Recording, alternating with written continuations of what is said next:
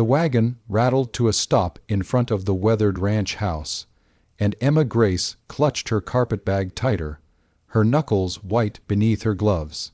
3 weeks of trains and stagecoaches had brought her to this remote corner of Montana Territory, to a place so vast and empty it made her chest ache with loneliness before she'd even stepped down from the driver's seat. "This here's the Holloway place," the driver said, not unkindly. He was an older man with a face like tanned leather, and he'd been quiet for most of the journey from town. "You sure about this, miss?" Emma wasn't sure about anything anymore, but she nodded anyway. She'd answered an advertisement, corresponded with a rancher named Jacob Holloway for 3 months, and agreed to come west to be his wife. The letters had been sparse and practical, mostly about the ranch and the weather and the need for a woman's hand in raising his young son. There had been no poetry, no promises of love, but Emma hadn't expected those things.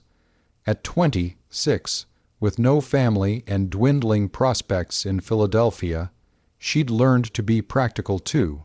The front door opened and a man stepped onto the porch. He was tall and broad-shouldered, with dark hair that needed cutting and eyes that seemed to take in everything at once. He wore work clothes, dusty and worn, and there was a wariness in the way he stood that made Emma think of a wild animal that had been hurt once and remembered it. "Mr. Holloway," she said, finding her voice. "Jacob," he replied. His voice was deep and rough, like it wasn't used often. "You must be Miss Emma Grace. Just Emma, please." He nodded and came down the steps to help her with her bags. His hands were large and calloused, the hands of a man who worked hard for everything he had. Up close, she could see the lines around his eyes, the silver threading through his dark hair at the temples. He was perhaps 40, she guessed, and handsome in a weathered, careworn way. "I'll show you inside," he said. "My son, He trailed off, looking back at the house with an expression Emma couldn't quite read. "He's waiting to meet you." The house was simple but clean, with rough, hewn furniture and floors that creaked beneath her feet. It smelled of wood smoke and coffee and something else, something lonely that reminded Emma of her own boarding house room back in Philadelphia. Jacob led her to a small bedroom off the main living area. "This was going to be your room," he said, setting down her bags. "Until the wedding, I mean, after, well." He cleared his throat, color rising in his weathered cheeks. "This is fine," Emma said quickly, saving them both from further awkwardness. "I'll let you get settled. Come out when you're ready. We usually eat supper around 6. He left her alone, and Emma sat on the narrow bed, suddenly exhausted. What had she done? This house, this man, this whole vast empty territory. It was all so foreign, so far from everything she'd ever known. She thought about the money she had left, enough perhaps for a ticket back east if she was careful. She could leave tomorrow, admit this had been a mistake, return to her old life. But what life? The question settled over her like a cold blanket. There was nothing waiting for her back in Philadelphia except the same dreary boarding house, the same humiliating dependence on distant cousins who resented her presence, the same slow slide in permanent spinsterhood and poverty. A knock at the door startled her from her thoughts. Yes, the door opened a crack, and a small face peered in.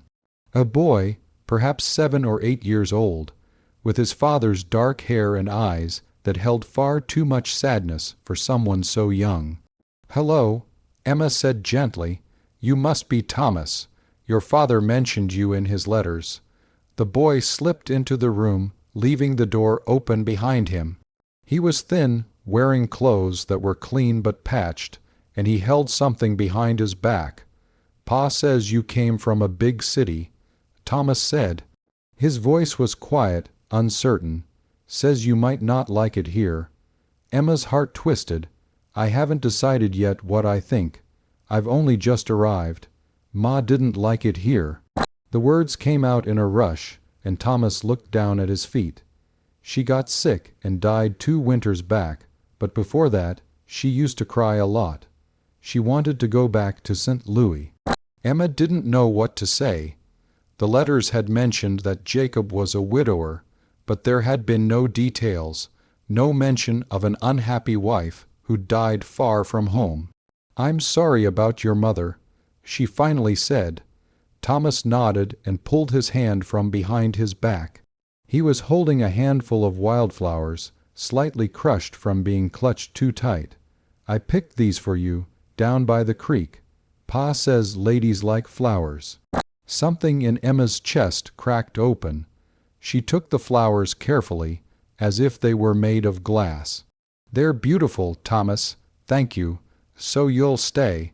The hope in his voice was almost painful to hear. "You won't go back like Ma wanted to, Thomas." Jacob's voice came from the main room, sharp with concern. "Leave Miss Emma alone now. Let her rest." The boy fled, and Emma was left holding the wildflowers, tears pricking at her eyes. She understood now, or at least she thought she did. Jacob Holloway hadn't advertised for a wife because he wanted one. He'd advertised for a mother for his son. Thomas had picked her, in a way, chosen her from words on paper because he needed someone to stay. That evening, Emma helped prepare supper in the kitchen, a simple meal of salt pork and beans and biscuits. Jacob worked beside her in silence, moving with the careful efficiency of a man who'd been doing for himself for too long. Thomas set the table without being asked, casting shy glances in Emma's direction. They sat down to eat, and the silence stretched awkward and heavy between them. Emma searched for something to say, some way to bridge the vast distance between her life and theirs. "Thomas showed me the wildflowers by the creek," she offered. "They're lovely. Gets them from his mother," Jacob said quietly. "Sarah, she had a way with growing things, kept a garden out back before she got sad." Thomas finished matter of fact in the way children could be about terrible things. Jacob's jaw tightened, and Emma saw pain flash across his face. "That's enough, son." After supper, Jacob excused himself to check on the animals, leaving Emma to clean up with Thomas's help. The boy chatted more easily with his father gone, telling her about the ranch, the horses, the calves that had been born in the spring. He talked about his friend from the neighboring ranch 5 miles away, about fishing in the creek, about the one-room schoolhouse he'd attend once winter came. "Do you know your letters?" Emma asked, warming to him despite herself. "Some. Pa taught me when he has time, but he's always working." "Perhaps I could help with that," Emma said. "I was a teacher back in Philadelphia before I came here." Thomas's eyes went wide. "A real teacher. A real teacher. I taught children just your age. Maybe you could stay forever then." Thomas said with the simple logic of childhood, "Pa needs help with the ranch, and I need help with my letters, and you need a place to live. It works out perfect." If only life were that simple, Emma thought. But she smiled at him and said nothing. That night, lying in her narrow bed, Emma listened to the sounds of the ranch. The wind moving through the grass, the distant lowing of cattle, the creak of the house settling.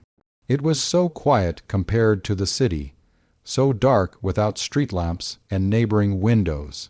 She felt untethered, adrift in this vast space, and the feeling was both terrifying and strangely liberating. She thought about Thomas's crushed wildflowers, now in a cup of water on her dresser. She thought about his hope-filled question, "So you'll stay?" The next morning, Emma rose early and found Jacob already in the kitchen, making coffee. He looked surprised to see her, then nodded toward the pot. "It's strong," he warned. "I make it for staying awake, not for tasting good. Strong is fine." Emma poured herself a cup and sat at the table. Mr. Holloway Jacob, I think we need to talk. He sat down across from her, wariness in his eyes. You want to go back. I want to understand what I'm doing here, Emma said. Your letters were honest about the work and the isolation, but they didn't tell me everything. They didn't tell me about your wife, or how unhappy she was, or that your son is the one who really needs someone here. Jacob was quiet for a long moment, staring into his coffee. When he finally spoke, his voice was rough with old pain. Sarah was a city girl like you. I met her in St. Louis when I was buying cattle. She was pretty and young, and I was fool enough to think that would be enough. But she hated it here from start. The loneliness, the work, the weather. She tried, I'll give her that, but this place broke something in her. When the fever came, I think part of her was almost relieved. And Thomas. He remembers enough to be scared. Scared that anyone new we bring here will leave the same way, either by dying or by wanting to. Jacob looked up at Emma, and she saw exhaustion in his face, the weariness of a man who'd been fighting alone for too long. I didn't mean to deceive you. I thought if I just laid out the facts, the work, the conditions, the isolation, that would be honest enough. But you're right. I should have told you about Sarah. Should have told you that what I'm really looking for isn't a wife so much as a partner. Someone who can be happy here, or at least content. Someone who won't leave my son behind. You can send me back. Emma heard herself whisper, I have enough money for the fare. You could find someone else, someone better suited. Thomas picked you. Jacob interrupted. His eyes met hers, dark and intense. I had a dozen letters from women answering that advertisement. I read them all to him, every word. Some were from young pretty girls looking for adventure. Some were from widows with children of their own. But when I read yours, practical, honest, no fancy words or false promises, he said that was the one. Said you sounded like someone who meant what you said. Emma felt tears threatening again. I'm not sure what I meant. I just knew I needed a change, needed to be somewhere I could be useful instead of being a burden. You're not a burden here, Jacob said quietly. Whatever else happens, whatever you decide, you should know that. This ranch, this life, it's hard, but it's honest. And if you stayed, if you chose to make this your home, you'd be choosing it with your eyes open. No false promises, no pretty lies. Just work and wind and a boy who's already half in love with you because you didn't dismiss his crushed wildflowers. Emma looked around the simple kitchen, thought about Thomas's shy smile and Jacob's weathered hands and the vast open territory stretching in every direction. It wasn't what she'd imagined, back in her boarding house room when she'd first read the advertisement. It was harder and lonelier and more complicated. But it was also real in a way her old life had never been. Real work, real needs, real people who wanted her here for reasons that had nothing to do with obligation or charity. I'd like to stay, she said slowly, at least for a while, to see if I can manage it, if I can be what you need. But I want honesty between us, Jacob. No more surprises. No more pretending things are simpler than they are. Relief flooded Jacob's face, though he tried to hide it. That's fair. We can take it slow, see how things go. The marriage can wait until you're certain. Over the following weeks, Emma settled into the rhythms of ranch life. She rose before dawn to help with breakfast, spent her mornings teaching Thomas his letters and numbers, her afternoons helping with the endless work of keeping a household running. She learned to bake bread in the temperamental stove, to preserve vegetables from the garden that Sarah had once tended, to mend clothes and churn butter, and 100 other tasks she'd never needed to know in the city. It was exhausting work, but there was a satisfaction in it that Emma had never felt in her old life. Every loaf of bread, every mended shirt, every reading lesson with Thomas felt meaningful in a way that her previous existence sitting in boarding house parlors doing delicate needlework and making polite conversation, never had. Jacob worked from dawn to dusk and beyond, mending fences, tending cattle, fixing whatever broke and needed fixing. But in the evenings, after Thomas was in bed, he sometimes sat with Emma on the porch, sharing the quiet darkness and talking in low voices about small things.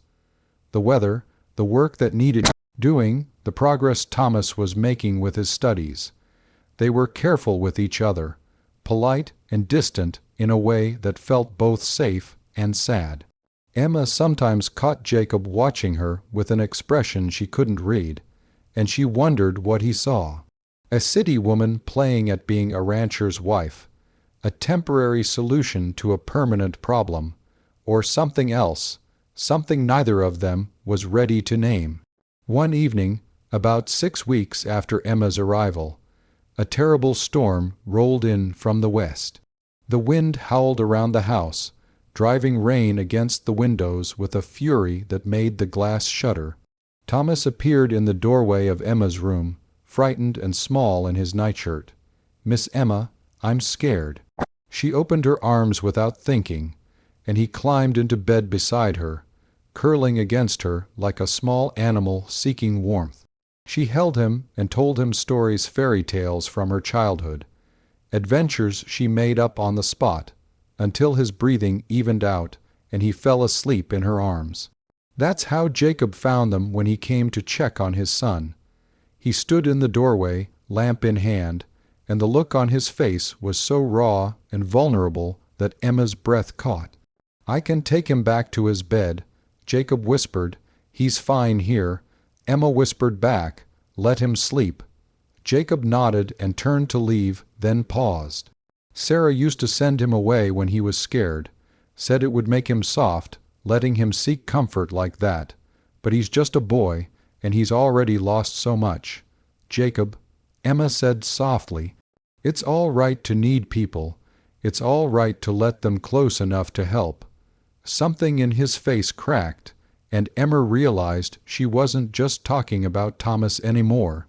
For a long moment, Jacob stood there, caught between leaving and staying, between the careful distance they'd maintained and something warmer, more dangerous.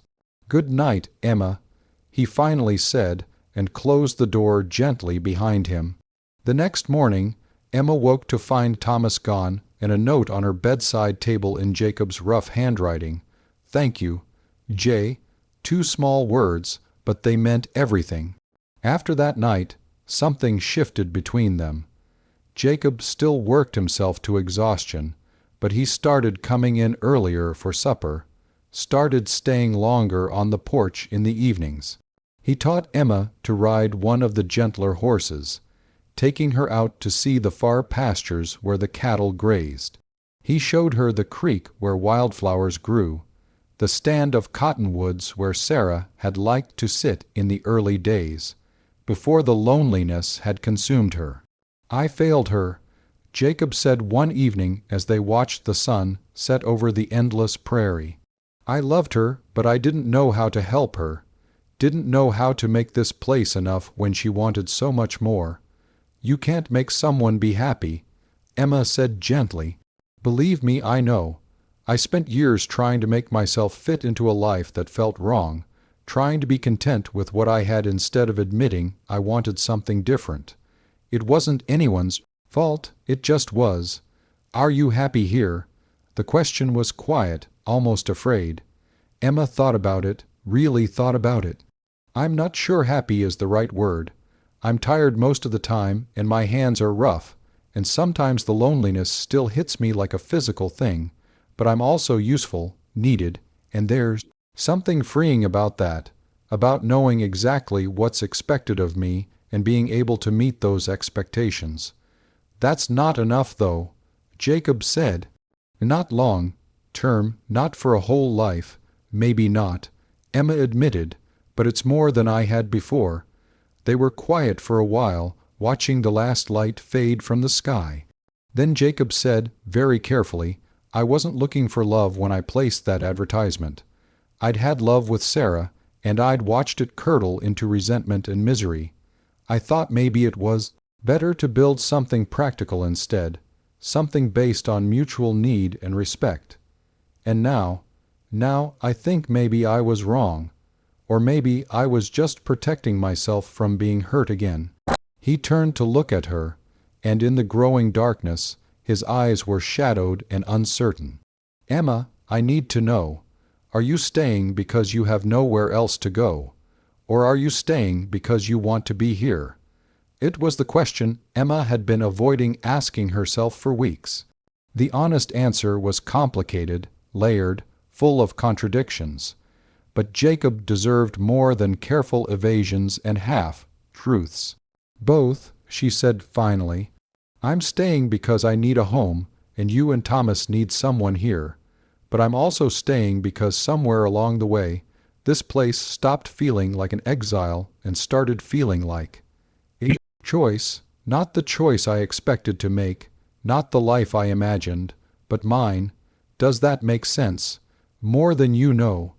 Jacob reached out and took her hand, his calloused palm warm against hers. "I'm not asking you to love me, Emma. I'm not even sure I know how to let someone that close anymore. But I am asking if you'd consider making this permanent. A real marriage, not just a practical arrangement, building something together, whatever that might look like." Emma's heart hammered in her chest. This was the moment, the choice she'd been dancing around since the day she arrived. She thought about Philadelphia, about the life she'd left behind safe, predictable, slowly suffocating. She thought about Thomas's wildflowers, about learning to bake bread in the temperamental stove, about sitting on the porch in the evenings and feeling the vast emptiness of the prairie settle into something like peace. "I'd like that," she said. "I'd like to try." Jacob lifted her hand to his lips, a gesture so old-fashioned and tender it made Emma's throat tighten. "Then we'll try, together." They were married by the circuit preacher a month later, a simple ceremony with Thomas as their only witness. Emma wore a new dress she'd made herself, pale blue calico that matched the endless Montana sky.